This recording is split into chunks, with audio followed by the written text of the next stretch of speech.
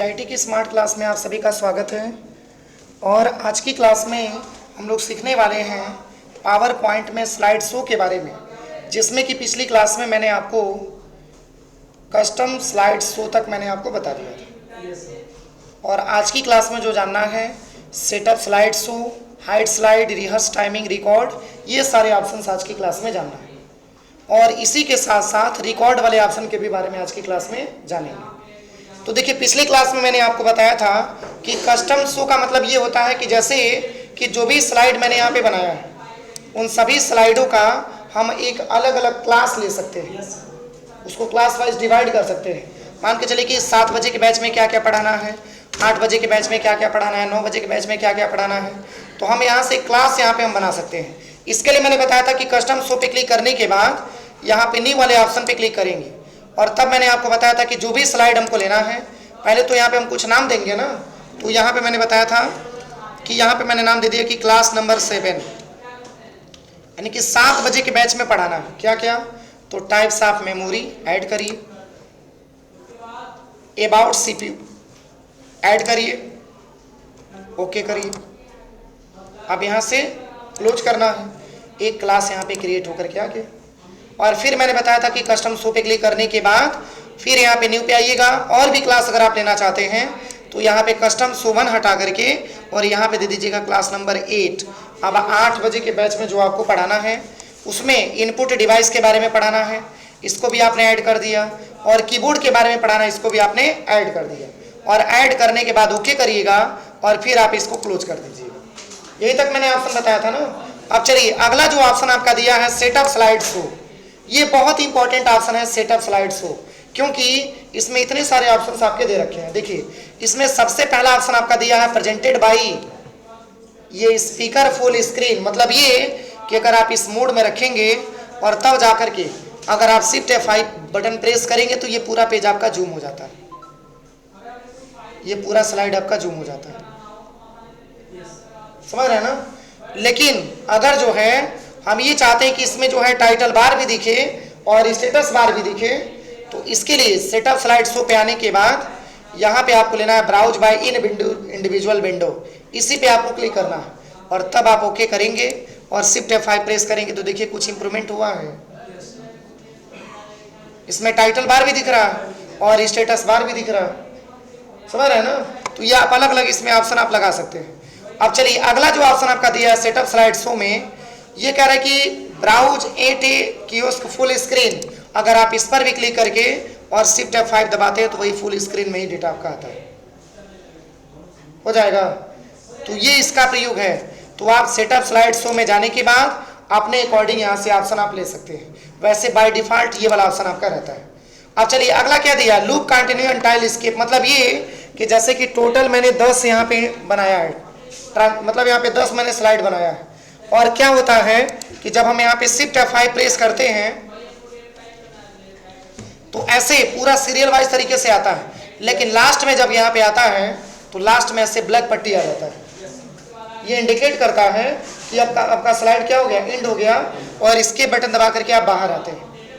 पर हम ये चाहते हैं कि उसी को बार बार रिपीट करें, ये ब्लैक पट्टी ना आए, तो इसके लिए आप यहाँ पे लूप ऑप्शन को इनेबल कर सकते हैं।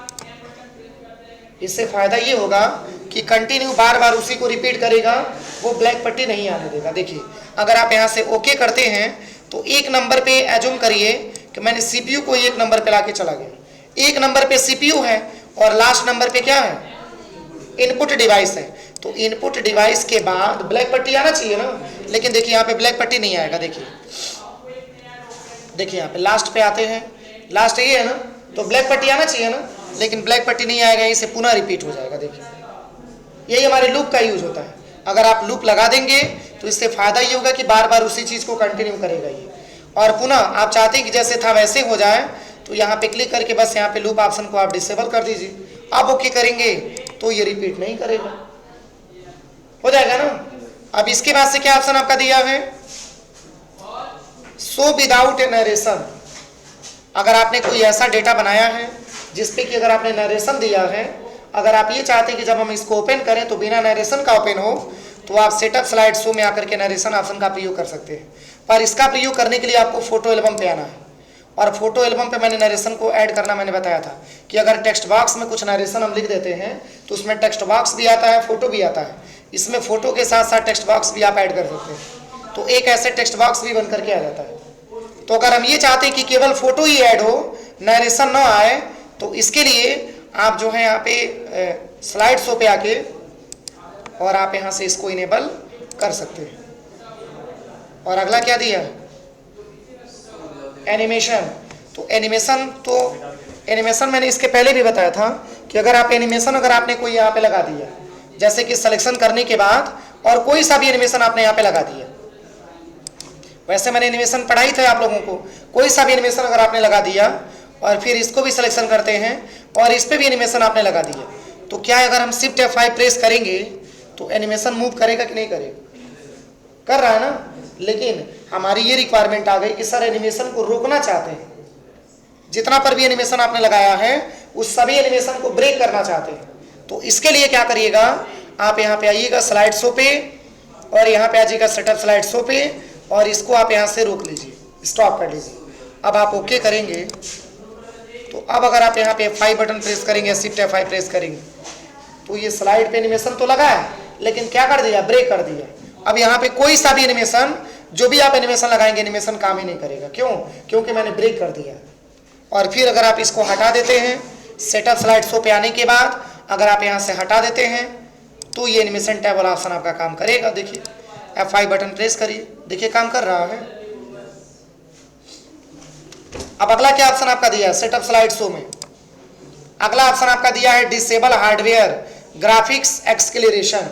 अब इसका यूज हम तब करते हैं जैसे कि अगर आपने कोई डेटा बनाया है, अभी तो लैब में ऐसा प्रॉब्लम नहीं आ रहा होगा, लेकिन कभी कभी ऐसा होता है कि टाइप्स ऑफ मेमोरी अगर आप इस तरीके से स्ट्रक्चर बनाए हैं और शिफ्ट F5 अगर आप दबाते हैं तो पूरा पेज पे पूरा जूम होकर के आ जाता है और इतना जूम हो जाता है कि आप उसको पढ़ ही नहीं पाते कि वो लिखा क्या है। तो अगर इस तरीके से कोई प्रॉब्लम आ रही है तब जा करके आप सेटअप स्लाइड शो पे आने के बाद इस ऑप्शन को आप इनेबल करिए। समझ रहे हैं ना। या कोई फिगर है, फिगर बहुत ज्यादा जूम करके दिखा रहा है, या टेक्स्ट कोई है, टेक्स्ट बहुत ज्यादा जूम करके दिखा रहा है, तो आप इस ऑप्शन को इनेबल कर दीजिए। समझ रहे हैं ना। तो इससे फायदा ये होगा कि जो भी आप डेटा बनाए होंगे वो जूम करके नहीं दिखाएगा। अब चलिए अगला क्या ऑप्शन आपका दिया है सेटअप स्लाइड शो में, एक आपका पेन कलर दिया है और दूसरा लेजर पॉइंटर आपका दिया हुआ है। तो देखिए इसका यूज क्या है,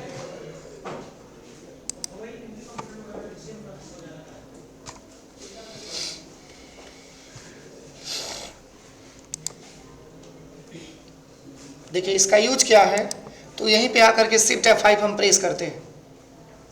यहाँ पे तो एनिमेशन लगा है ना, इसमें एनिमेशन लगा है ना, लेकिन एनिमेशन को ब्रेक करके तब हम समझाते हैं। देखिए आप एनिमेशन को ब्रेक कैसे करेंगे, स्लाइड शो पे आ जाएंगे, इसके बाद सेटअप स्लाइड शो पे आ जाएंगे और इसके बाद से क्या लेना है, शो विदाउट एनिमेशन। अब ओके कर लेना, इस पे एनिमेशन का इफेक्ट काम नहीं करेगा।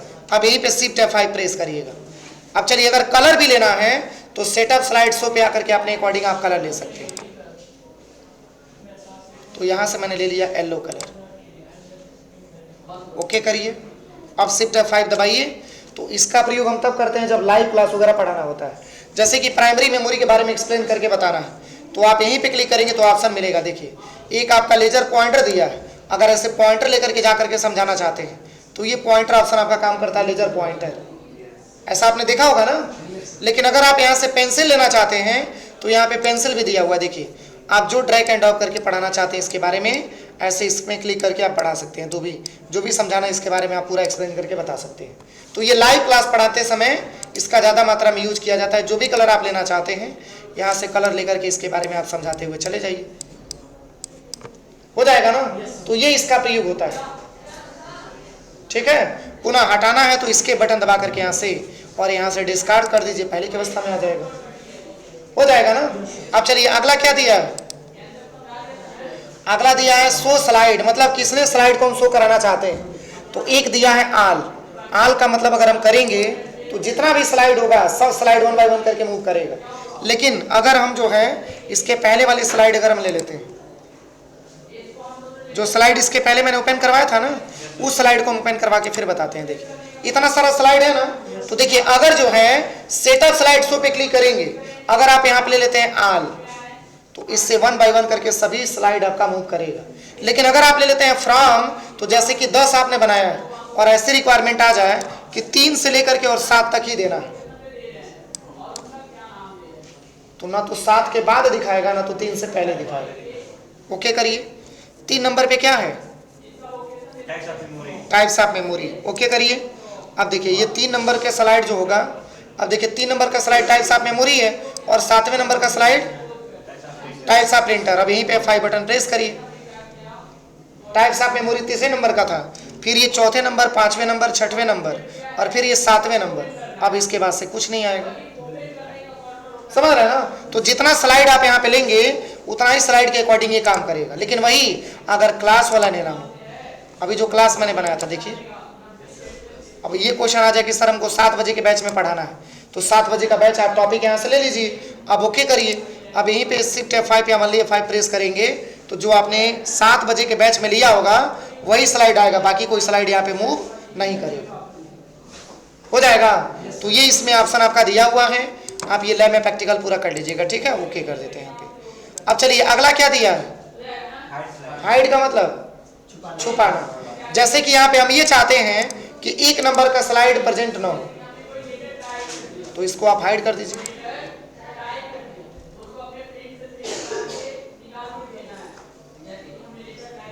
अब दूसरे नंबर पे ही दिया है ना।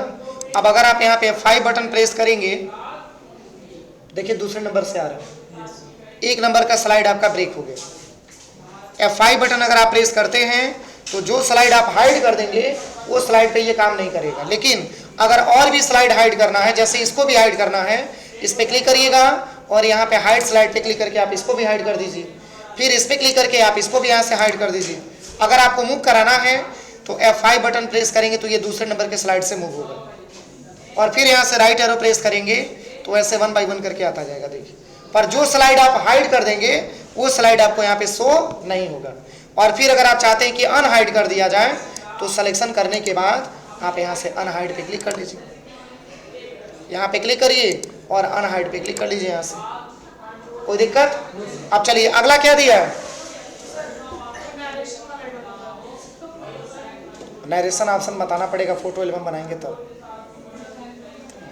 बता देंगे उसको भी, फोटो एल्बम बना के। चलिए अगला क्या ऑप्शन आपका दिया है? Rehearse timing. अब इसका क्या प्रयोग है?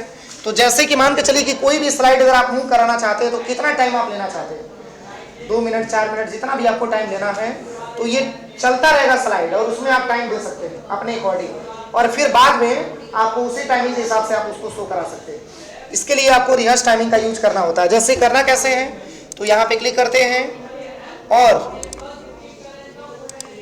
यहाँ पे क्लिक करने के बाद इसके बाद से रिहर्स टाइमिंग पे आपको क्लिक कर लेना है। देखिए ऊपर टाइम चल रहा है।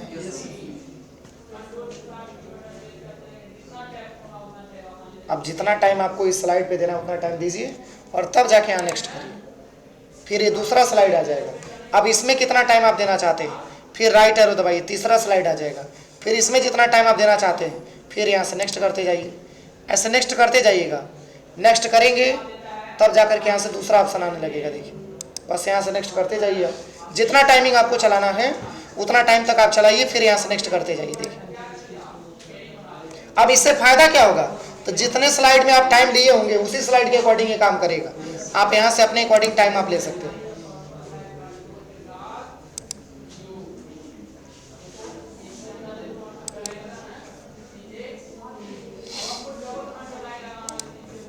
देखिए यही लास्ट है ना। अब यहाँ से आप यस पे क्लिक करिए। अब इससे फायदा क्या होगा, शिफ्ट F5 दबाएंगे तो ये ऑटोमेटिक काम करेगा। देखिए अब आपको टाइम देना नहीं है, ये ऑटोमेटिक अपना काम करता जाएगा। देखिए इसमें तो मैंने एनिमेशन लगाया है, देखिए अपने आप काम करेगा। अब इसमें चूंकि टाइम ज़्यादा मैंने दिया था, 10 सेकंड का टाइम दिया था, तो थोड़ा सा वेट करना पड़ेगा। फिर दूसरा आएगा, फिर इसके बाद से तीसरा आ जाएगा अपने आप। मतलब जो टाइमिंग आपने दिया है उसी के अकॉर्डिंग ये चलेगा, हो जाएगा ना। तो ये होता है आपका रिहर्स टाइमिंग। अगला क्या दिया है, रिकॉर्ड। तो रिकॉर्ड का ये प्रयोग है। अब इसमें आवाज़ सुनाई दे रहा था, पर इसमें आवाज़ भी सुनाई देगा। लेकिन इसके लिए ज़रूरी क्या है कि आपके सिस्टम में जुड़ा होना चाहिए वेब कैम। अगर वेब कैम जुड़ा रहेगा तभी जाकर के आवाज़ आएगा, अदरवाइज आवाज़ नहीं आएगा। वही रिकॉर्ड का सिंबल दिया हुआ है। अगर आप रिकॉर्ड पे क्लिक करेंगे तो यहाँ पे देखिए बहुत सारा इसमें ऑप्शन दिया है, 2 ऑप्शन, एक आपका दिया है फ्रॉम बिगिनिंग और दूसरा क्या दिया है करेंट स्लाइड, मतलब 2 ऑप्शन दिया है। अगर आप ये चाहते हैं कि करेंट स्लाइड से ही हम स्टार्ट कर दें तो जिस स्लाइड पे आपका कर्सर रहेगा वहीं से काम करना स्टार्ट करेगा, और फ्रॉम बिगिनिंग करेंगे तो बिल्कुल 1 नंबर से स्टार्ट करेगा। तो इसमें फायदा ये होगा कि आवाज को भी ये रिकॉर्ड करता है, पर कब रिकॉर्ड करेगा, जब आपका ये वेब कैमरा इससे जुड़ा रहेगा तब। तो यहाँ पे क्लिक करिएगा, आप क्लिक करने के बाद यहाँ पे आ जाइएगा, सबसे पहले रिकॉर्ड पे क्लिक करना है और यहाँ पे आपको ले लेना है फ्रॉम करेंट स्लाइड। अब यहाँ से रिकॉर्ड करना स्टार्ट करेगा। देखिए input device and output device का दिया हुआ है, फिर अगला स्ट्रक्चर इनपुट डिवाइस के बारे में दिया हुआ है। जो भी स्लाइड आपने यहाँ पे लिया है वो स्लाइड पूरा 1 बाय 1 करके आपको दिखाएगा। देखिए अब इसी को अगर आप यहाँ से रिकॉर्ड स्टार्ट करना चाहते हैं तो यहाँ से आप रिकॉर्ड स्टार्ट करिए और फिर यहाँ से अपना स्टार्ट कर दीजिए जो भी पढ़ाना है। अब ये स्टार्ट हो गया।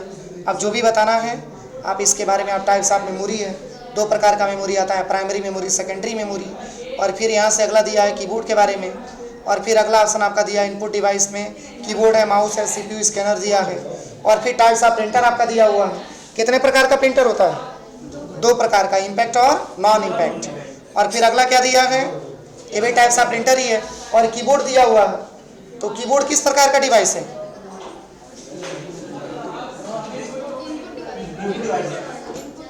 इनपुट डिवाइस है, ठीक है। अब आप यहाँ से इसको स्टॉप करिए और फिर अगर आप इसको प्ले करके देखना चाहते हैं, अब ये रिकॉर्ड हो गया, देखिए आप प्ले करके देखना चाहते हैं,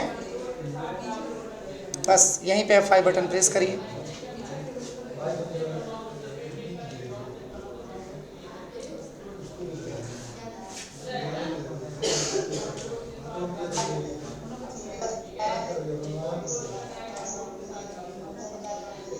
इसमें आवाज को भी रिकॉर्ड करता है, बस यही इनको बताना था।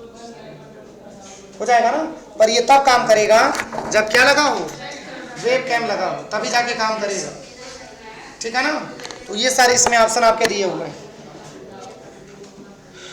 और बाकी रिकॉर्ड में भी वही सारे ऑप्शंस दिए हुए हैं, जैसे रिकॉर्ड मैंने अभी आपको बताया है, वही तो दिया है ना। और अगला क्या दिया है, स्क्रीनशॉट, ये पता है ना। स्क्रीनशॉट अगर आपको लेना हो तो स्क्रीन क्लिपिंग पे क्लिक करिएगा और इसके जस्ट बैकग्राउंड में जो इमेज ओपन होगा आप यहाँ से लेकर के यहाँ तक क्रॉप करेंगे, ये डायरेक्टली इमेज आपका चला जाएगा MS पावर पॉइंट के स्लाइड पे, ठीक है। तो ये स्क्रीन क्लिपिंग का ऑप्शन दिया है। और अगला क्या दिया है, अगला रिकॉर्ड में जो ऑप्शन आपका दिया है स्क्रीन रिकॉर्डिंग। अगर हम चाहते हैं कि स्क्रीन रिकॉर्डिंग इसका करें तो इसके लिए आप चाहेंगे तो स्क्रीन रिकॉर्डिंग भी कर सकते हैं। कंट्रोल से सेव कर सकते हैं, कोई दिक्कत नहीं, उसी पे सेव हो जाएगा। हाँ तो MS पावर पॉइंट पे सेव होगा। हाँ वो नहीं है FN+ window plus print screenshot और दिस PC में चला जाएगा, वो वाला नहीं है। जो सॉफ्टवेयर आप ओपन करेंगे उसी सॉफ्टवेयर पे चला जाएगा। अरे MS वर्ड में मैंने नहीं पढ़ाया था, MS वर्ड में भी सेम ऑप्शन दिया था। अब चलिए कितना रिकॉर्ड आपको करना है उतना एरिया आप यहाँ पे सिलेक्शन कर लीजिए और उतना ही स्क्रीन रिकॉर्डिंग आप यहाँ से चालू करके और स्क्रीन रिकॉर्डिंग आप कर सकते हैं, ठीक है ना। तो ये स्क्रीन रिकॉर्डिंग में आपका दिया हुआ है। अब चलिए अगला क्या ऑप्शन आपका दिया है, वीडियो। अगर आपने कोई वीडियो पहले से सेव करके रखा है उस वीडियो को डायरेक्टली आप यहाँ पे चला करके देख सकते हैं।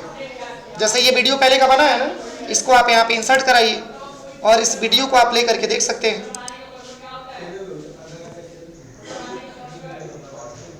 ये वीडियो जो पहले से है,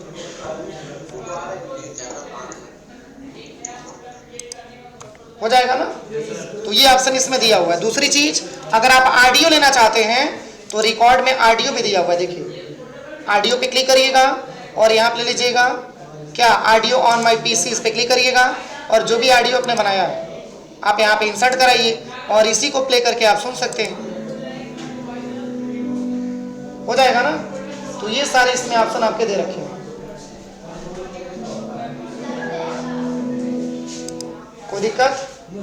अब चलिए अगला क्या ऑप्शन आपका दिया है, अगला ऑप्शन रिकॉर्ड में आपका दिया है सेव एज शो, मतलब इसी को शो के टाइप में हम सेव करना चाहते हैं तो आप यहाँ पे इस पे बस क्लिक करिएगा और इस डेटा को आप सेव कर सकते हैं और सेव करने के बाद शो टाइप में आप इसको चला सकते हैं। मतलब इसी का हम एक शो बनाना चाहते हैं कि 1 बाय 1 करके कौन सा स्लाइड आवे, तब इसके लिए दिया है। और अगला क्या दिया, एक्सपोर्ट टू वीडियो।